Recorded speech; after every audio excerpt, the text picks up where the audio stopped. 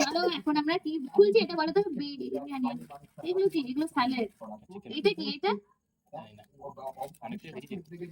দিয়েছে অনেক কিছু, ফার্স্ট টাইম খাচ্ছি ওর দোকানে। ও আচ্ছা, এখানে চিকেনের যে গলা টলা থাকে ওইটার একটি কষা টাইপের, এগুলো কিন্তু এর সঙ্গে খাবে, ঠিক আছে। এগুলো কিন্তু এর সঙ্গে অ্যাড, এগুলো এমন নয় যে আলাদা করে। হুম। Hello everyone, good evening. কেমন আছো সবাই? আশা করবো সকলে খুব ভালো আছো, সুস্থ আছো। আমরাও কিন্তু বেশ ভালো আছি। ফ্যামিলি উইথ প্রিয়া চ্যানেলে তোমাদেরকে আরেকবার অনেক ওয়েলকাম, অনেক ভালোবাসা। এখন বাজে বিকেল প্রায় 5:30টার মতো। আর আমার চোখ মুখ থেকে বুঝতে পারছি আমি জাস্ট এই মাত্র ঘুম থেকে উঠলাম। অ্যাকচুয়ালি কালকে রাত্রে ঘুমাতে আমার এতটা দেরি হয়েছে, আমি সকালে উঠেছি ঘুম থেকে দেরি করে। আর এখন প্রচন্ড ঘুম পাচ্ছিল, সেই জন্য না আজকে আর সকাল থেকে ব্লগটা স্টার্ট করতে পারিনি। আজকে বিকেল থেকে ব্লগটা স্টার্ট করছি। আর সকালে ছিল অনেক পরিমাণের কাজ, মানে দেরি করে ওঠার যেটা ফল হয় আর কি, মানে অনেক চাপে পড়ে গেছিলাম বিভানকে স্কুল স্কুল পাঠাবার জন্য। তো সেই জন্য আর সকাল থেকে ব্লগটা স্টার্ট করা হয়নি। তারপরে না এখন আমাদের এখানে বৃষ্টি হওয়ার কারণে না সেমনি ভাবে ভিডিওগুলো আপলোড হচ্ছে না, খুব মানে স্লো আপলোড হচ্ছে, এইরকম একটা ব্যাপার, মানে আপলোড হতেই চাইছে না। আর ফোনটা এমন হয়ে গেছে, নিচে গেলে একদমই 5G লাগছে না, শুধুমাত্র উপরের 5Gটাই লাগছে। সেই জন্য সব মানে কাজে লাগছে না বলে না উপর থেকে ভিডিওটা আপলোড করছিলাম। সেই জন্য আর নিচে বারবার গিয়ে ভিডিও করা হয়নি। এবার সকাল দিকটা বেশিরভাগ নিচেই থাকি, কারণ রান্না বান্না আছে, আরো যাবতীয় অনেক কিছু কাজ আছে প্রত্যেকটা সংসারে। তো সেমনি আমারও সংসারে কাজ আছে। ঘুম থেকে উঠেই দেখি চারিদিকে এরকম বৃষ্টি পড়ছে। রোজ রোজ কি ভালো লাগে বলো? জামা প্যান্ট গুলো এখনো শোকানো নেই, জামা প্যান্ট গুলো জাস্ট কেচে ধুয়ে রেখে দিয়েছি, এখনো মেলা হয়নি। আর মেলিনি, ভাগ্যিস মেলিনি। অ্যাকচুয়ালি মেলতে মনেও ছিল না, কিছুই না। তারপরে তো এই যে দেখো বৃষ্টি, এত বৃষ্টির মধ্যে তোমাদেরকে একটাই ভালো জিনিস দেখাবো, সেটা হচ্ছে এই গাছটা। কি সুন্দর আর কতখানি ফুল বেরিয়েছে। আর এই গাছটাও দেখো কি সুন্দর বড় হয়েছে।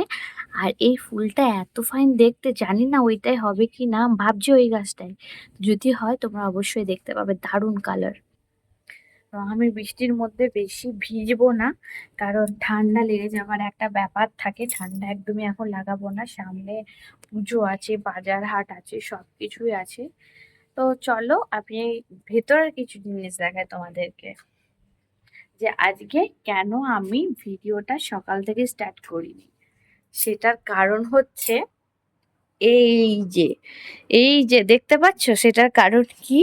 অ্যাকচুয়ালি পুরো ঘরটা আমি আজকে এই কোনায় কোনায় গিয়ে পুরো ডিপ ক্লিন করেছি, পুরো ডিপ ক্লিন। দেখো এই তলগুলো, এই টিভির এই তলগুলো এত পরিমাণে নোংরা জমেছিল কি বলবো। তো পুরোটা ডিপ, খাটের তো লারে দেখো এই জায়গাগুলো ঠিক কতটা ক্লিন লাগছে। কিন্তু বিছানাটা এই হাল, এই হাল বলতে এগুলো সব পরিষ্কারই, এগুলো জাস্ট জায়গায় জায়গায় রেখে দিলে হবে। আজকে আরেকটা কাজ করব বলেও ঠিক করেছি, সেটা হচ্ছে দেখো পিঁপড়ে কি পড়েছে, কি বলবো। এখানটা পরিষ্কার করতে হবে, পিঁপড়ের এতটাখানি উপদ্রব। এই যে দেখো পিঁপড়ে যাচ্ছে, দেখো এই যে দেখতে পাচ্ছ পিঁপড়ের উপদ্রবটা। তো এখন তো করব না, সেটা করব একটু সন্ধ্যার দিকে। অ্যাকচুয়ালি বিভানকে খাবার খাওয়াবো, তারপর এইসব কাজগুলোই হাত দেবো। তো চলো বিভানকে এখন নিচ থেকে উঠিয়ে নিয়ে আসি, তারপর খাবারটা খাওয়াই। আর তার আগে না এইগুলো চলো গুছিয়ে নি। চলে এসছি নিচে, নিচে এসে এখন মেঘ আজকে ঘুম থেকে ওঠাচ্ছি। ওঠো ওঠো, কে কে মেলা যেতে চাও সে তাড়াতাড়ি উঠে পড়ো। মেলার নাম শুনলে তাড়াতাড়ি উঠে যাওয়া, তাই তো? চলো চলো চলো চলো, এখন উঠিয়ে ওকে খাবার খাওয়াবো। চল খাবারটা খেয়ে নাও, মেলা যাবো। মেলা যাবো না, যদিও ওকে বলা হচ্ছে, মিথ্যা কথা, কথা বলা হচ্ছে। বিকেল হয়ে গেছে, বাবুকে ডালিয়া খাওয়াবার জন্য কি ঝামেলায় পড়ে গেছি দেখো। এইদিকে আমি ডালিয়া কিনে ডালিয়া রান্না করে রেডি করে রেখেছি, আর এইদিকে ও বলছে চা খাবো, আর চার সঙ্গে বিস্কুট খাবো। তখন আমি বললাম যে তুই যে চা বিস্কুট খাবি তাহলে ডালিয়াটা কে খাবে তুই বল, মানে এত পরিমাণে দুষ্টু হয়েছে। এখন চা দেখলেই সবসময় বলে চা খাবো। আমাদের বাড়িতেও সেম করে আর আমার ছোটো কাকি শাশুড়ির বাড়িতেও সেম একই করে। তো যাই হোক, ওকে বুঝিয়ে চাটা খাইয়ে নিয়ে চলে এসছে কিন্তু ওপরে। ও কিন্তু চাটা খেয়েও চলে এসছে। কিছুক্ষণ রেস্ট করার পর মোটামুটি 15 মিনিটের মতো তারপর আমি এখন খেতে বসিয়ে পড়েছি ওকে ডালিয়াটা। অ্যাকচুয়ালি কী বলো তো, আমার যদি একটু মানে বিকেল টাইমটা তাড়াতাড়ি না খাই না, আমার না সন্ধ্যা দিতে দেরি হয়। আর আমি চেষ্টা করি মানে গোধূলি লগ্নে সন্ধেটা দেওয়ার। আমি খুব একটা রাত করে কিন্তু আমি সন্ধে দেওয়া পছন্দ করি না, আমি দিও না। খুব যদি শরীর খারাপ হয়, খুব যদি কাজ না থাকে তাহলে হয়তো দেওয়াটা হয় না। তাছাড়া আমি কিন্তু ওই গোধূলি লগ্নে সন্ধেটা দিই। অ্যাকচুয়ালি গোধূলি লগ্ন হচ্ছে একটু একটু আলো থাকবে, একটু একটু অন্ধকার থাকবে, এটাই হচ্ছে গোধূলি লগ্ন। বিভানকে খাবার টাবার খাইয়ে নিচে দিয়ে চলে এলাম, কারণ ঘরে রয়েছে অনেকখানি কাজ। তাও তো আমি অফ ক্যামেরার মধ্যে বিছানাটা মোটামুটি পরিষ্কার করে নিয়েছি। আর আজকে আমি সন্ধ্যা দিইনি, আজকে সন্ধ্যা দিচ্ছে তোমাদের দাদা ভাই।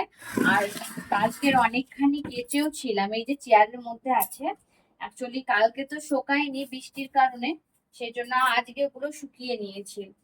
তো এইগুলো এখন গুছিয়ে ভালো করে শোকেসের মধ্যে ভরে ভরে রাখতে হবে।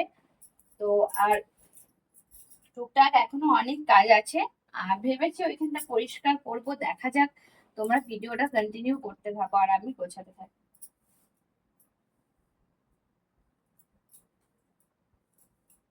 এই বর্ষাকালটাতে দিনকে দিন এত পরিমাণে জামা কাপড় হয়ে যাচ্ছে গো, কী বলবো। অ্যাকচুয়ালি আমি খুব দেরি করে স্নানটা করি, যেহেতু মানে 12:30 তারপরে 12টার সময়, সেই জন্য না আমার জামা প্যান্টগুলো একদিনে কিন্তু শুকায় না, আমার কিন্তু 2 দিন টাইম লাগে। আর 2-3 দিন ধরে জামা কাপড় এত জমে জমে হয়ে যায়। আর এখন না আমি ফেসবুকে আস্তে আস্তে ভিডিও দিচ্ছে বলে না, মানে টাইমটা ঠিক মতো অ্যাডজাস্ট করতে পারছি না, জানো। শর্ট ভিডিও দিচ্ছি, তোমরা চাইলে আমার ফেসবুক চ্যানেলটাকে একবার যে ঘুরে আসতে পারো। আমার ফেসবুক চ্যানেলটা আমার পোস্টের মধ্যে দেওয়া আছে, তো প্লিজ একবার পারো তো ঘুরে এসো। তো এখানে দেখো কতখানি জামা কাপড় অলরেডি কিছু গুছিয়ে বাগিয়ে শোকেসের মধ্যে ভরে ভরে রাখলাম, আর কিছু এখনও বাকি রয়েছে। এক এক দিনে 4-5টা করে নাইটি হয়ে যাচ্ছে, কারণ একটু ভিজলে না আমি জামাটা সঙ্গে সঙ্গে চেঞ্জ করে নিচ্ছি, কারণ ভিজে জামা কাপড় আমি কিন্তু বেশিক্ষণ পরে থাকতেও পারি না, আর আমি পরেও না। তো দেখো আমি সুন্দরভাবে শোকেসটাকে গুছিয়ে রাখলাম নাইটিগুলো। আর শোকেসটা সেই দিনই তো আমি ভালোভাবে গুছিয়েছি। তারপরে দেখলাম বিভানে জামা কাপড়গুলো বেশ একটু এলোমেলো হয়ে যায়, কোনটা পরাবো খুঁজে পাই না, তারপরে এলোমেলো করে ফেলি। তো এখন বিভানের জামা প্যান্টগুলোই একটু ভালোভাবে গুছিয়ে দিচ্ছিলাম, কারণ একটু এলোমেলো হয়ে গেছিলো। আদারওয়াইজ পুরো শোকেসটা কিন্তু বেশ সুন্দর মতো ঠিকঠাক করে জায়গায় রাখা আছে। চলে এসেছি রান্নাঘরে। রান্নাঘরে এসে সবার ফার্স্টে এই যে আটা মাখাবো, আর আজকে অল্প একটু আটা শুধু সকালের জন্য দাও, কারণ তোমাদের দাদা ভাই আরে বিরিয়ানি আরে নিয়ে আসবে, ওই জন্য আজকে কম রুটি করা হবে, শুধুমাত্র সকালের মতো করব ব্যাস। আর বাবুর জন্য 2টো, বাবার জন্য 3টে, ব্যাস এইটুকুনি আজকে রুটি হবে। আজকে খুব একটা রুটি হবে না। চলো তাড়াতাড়ি করে এখন মেখে নিই।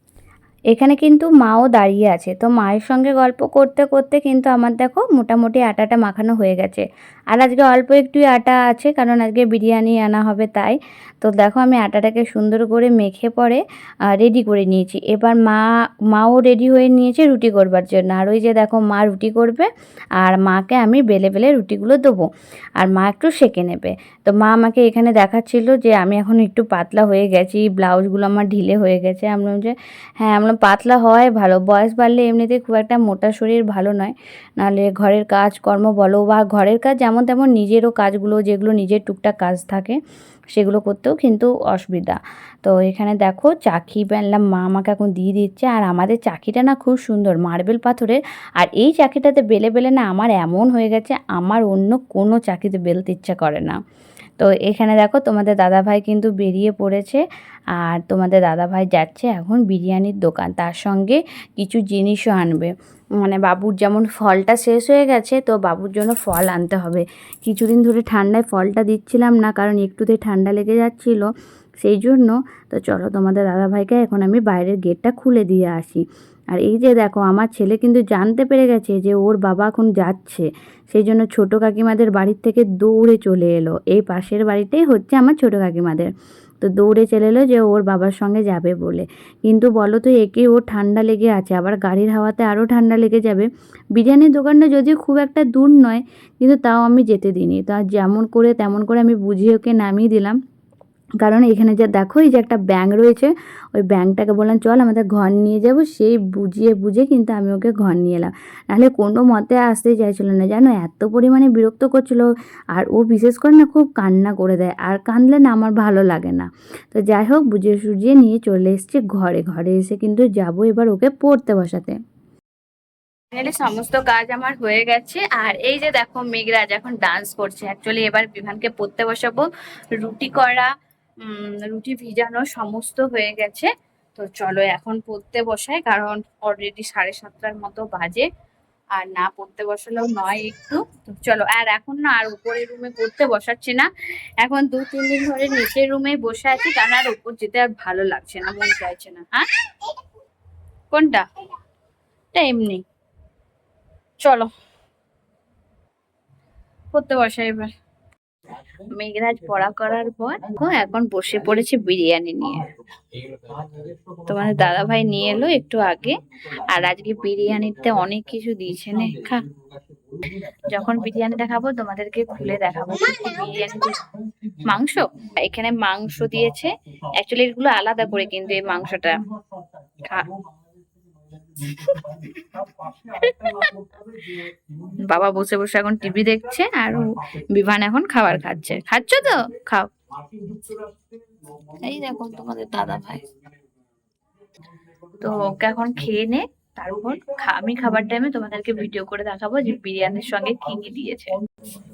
দেখো কি সুন্দর সুন্দর কলাগুলো, দেখতে কিন্তু খুব সুন্দর, বলো? দেখো,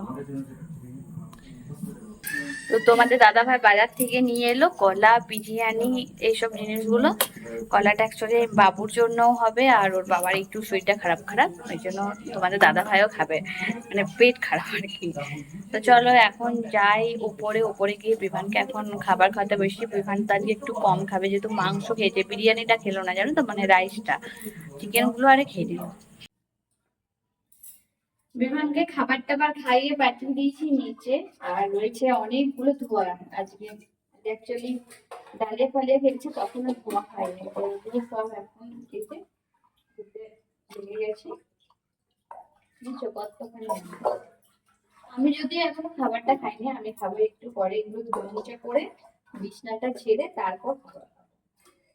খেয়ে দিয়ে এসে না ভালো লাগে।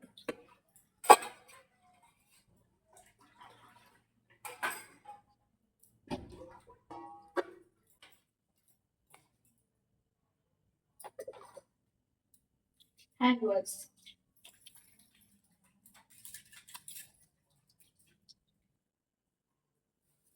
চলে এসেছি রুমের মধ্যে। আর এই মশারিটা জানো তো সেই সকাল থেকে এক কোণে পড়েই আছে। তো ভাবলাম যে মশারিটাকে একটু গুছিয়ে বাগিয়ে নিই, তাহলে কি হয় বলো তো। মশারিটা তো মানে এখন আর টাঙাবো না, কারণ সেদিন লাইন চলে গেছিলো বিশেষ করে, সেই জন্য কিন্তু মশারিটা টাঙিয়েছিলাম। আজকে আর একদমই ভালো লাগছে না, কারণ বাবুও থাকতে চায় না, আমারও খুব বিরক্ত লাগে। তো মশারিটাকে আমি ঠিকঠাক মতো ভাঁজ করতে পারলাম না, কারণ অনেকটা টাইম দিতে হবে। অলরেডি 10টা বাজে, রাতের খাবারটাও খেতে হবে। তাই টাইম নষ্ট না করে মশারিটা একটা কোণের মধ্যে রেখে দিলাম। তারপরে চলে এলাম বিছানাটা ঝাড়ার জন্য। সেই সকালে বিছানাটা ঝেড়েছি জানো তো, তারপরে আর ঝাড়া হয়নি। তারপর যদিও আমি আর ঝাড়িও না, একবারে শোবার টাইমে আরেকবার তুলে ঝরে নিই, কারণ সারাদিন মাদুর পেতে রেখে দিই। আর এখন বিভানকে পড়তেও বসায় না ওপরে, আমি নিচেই পড়তে বসাই। ঠান্ডা ঠান্ডা ওয়েদার আছে নিচের রুমটা, আর না হলে না সন্ধ্যার দিকটা গ্রীষ্মকালে নিচের রুমটা একটু গরম গরম লাগে রাতের দিকে। সকালবেলায় ঠান্ডা লাগে, কিন্তু রাতের বেলায় গরম লাগে। আর ওপরে যেহেতু দু সাইডে দুটো বড় বড় জানলা প্লাস ওপেন ছাদ, সেই জন্য কিন্তু বেশ হাওয়াটা লাগে। তো দেখো আমি কিন্তু জানলা দরজাগুলো বন্ধ করে দিলাম, কারণ অলরেডি রাত হয়ে গেছে আর যথেষ্ট ঠান্ডা ওয়েদার, সেই জন্য আর খুলে রাখলাম না। তারপর ভালো টালো করে পর্দাগুলো দিয়ে দিলাম, কারণ এগুলো ডে এর নাইট কাজ তো সেই জন্য। ডে অ্যান্ড নাইট কাচের একটা জিনিস ভালো, তুমি মানে তোমাকে ভেতর থেকে কেউ দেখতে পাবে না, সেটা হচ্ছে সকালে, কিন্তু রাত্রে ওরা সব দেখতে পাবে। তো কিন্তু একদিকে ভালো একদিকে খারাপ, কিন্তু পার্সোনালি বলতে গেলে আমার কিন্তু কাঠের দরজাই ভালো, জানলাই ভালো লাগে। তো তারপরে দেখো আমি ভালোভাবে কিন্তু বিছনা টিছনা ঝেড়ে একদম রেডি করে নিয়েছি। আর পুরো বিছনাটা না আজকে তুলেও ঝেড়েছি জানো, তো চার সাইডে নোংরা হয়েছিল, কত কিছু বেরোলো। তারপরে বিশেষ করে পিঁপড়ের খুব উপদ্রব বেড়ে গেছে। তো আমি ভাবলাম যে আজকে ওই জায়গাটা ঠিক করব, কিন্তু আজকে আর ঠিক করা হলো না। পিঁপড়ে নেই যদিও, কিন্তু এই যে গুড়ি গুড়ি করে দিয়েছে পিঁপড়েগুলো, কি জানি কি গুড়ি গুড়ি করেছে। তো যাই হোক, চলো বিছানা টিছানা ঝাড়াও কমপ্লিট, যাবো এবার কিন্তু আমি নিচে। চলে এসেছি আমি এখন নিচে এসে মা আর সবাই এখন খেতে বসে গেছে। আর আমি যেহেতু বিরিয়ানি খাবো, তারপরে বাবু খেতে পারেনি, ওগুলো একটু মতন খেলাম বলে কিন্তু এখন আমি খাইনি, এবার খাবো। চলো এবার তোমাদেরকে কিন্তু বিরিয়ানিটা খুলে দেখাই। আর এই বিরিয়ানিটার দাম মাত্র কিন্তু 100 টাকা। এখনকার দিনে 100 টাকার বিরিয়ানি, বিশেষ করে চিকেন বিরিয়ানি, মাটন তো দূরের কথা, চিকেন বিরিয়ানি 100 টাকায় সাধারণত খুব একটা পাওয়া যায় না। তো যাই হোক, আমি কিন্তু পেয়ে গেছি। এখনকার চিকেন বিরিয়ানি কিন্তু 130 টাকার নিচে একদমই নেই। আর এখানে আমি এখন একটা প্লেটের মধ্যে ভালোভাবে কিন্তু রাইসটা ঢেলে নিচ্ছি। আর দেখতে পাচ্ছ ঠিক কতটা পরিমাণে রাইস দিয়েছে। আলুর পরিমাণটা একটু ছোট ছিল, কিন্তু চিকেনের পিস বেশ বেশ বড় ছিল, একদম জাম্বু সাইজ ছিল। আর কিন্তু ডিমটা ছিল না। যাই হোক, তারপরে দিয়ে দিয়েছিল এখানে চিকেন কষা। চিকেন কষা বলতে যেসব গলা টলাগুলো হয় না, সেইগুলো একটা কষা বানিয়েছিল, প্রায় 6 পিস 7 পিস মতো দিয়েছিল। এই প্লাস্টিকটার মধ্যে রয়েছে রায়তা, আর দেখো সাইডে কিন্তু স্যালাড রয়েছে। স্যালাডে যদিও শসা দেয়নি, শুধুমাত্র পেঁয়াজটাই দিয়েছিল। তো যাই হোক, মানে 100 টাকাতে আর কি পাওয়া যায় বলো। আর এদিকে আমার ছেলে কিন্তু আনন্দে ডান্স করছে, বলছে মা আমি আরেকটু খাবো আরেকটু খাবো। বললাম যে না, তুই আর খাস না, কারণ তুই এই মাত্র দুধ রুটি খেয়েছিস। আর তোমরা আমার মুখের এক্সপ্রেশন দেখে বুঝতে পারবে, আমি হয়তো বলছিলাম যে দেখো কত পরিমাণে দিয়েছে। হ্যাঁ, তো যাই হোক, মানে ভালো লাগলো। আর হ্যাঁ, পাখনা টাকনা এগুলোও ছিল, এমন না যে শুধু গলা গলা ছিল। তো এবার আমি খেতে বসে পড়ে যাব। তো আজকের মতো ভিডিওটা আমি এখানে শেষ করছি। ভিডিওটা ভালো লাগলে অবশ্যই লাইক শেয়ার অ্যান্ড সাবস্ক্রাইব করে দিও। আজকের মতো টাটা বাই, সবাই ভালো থাকবে।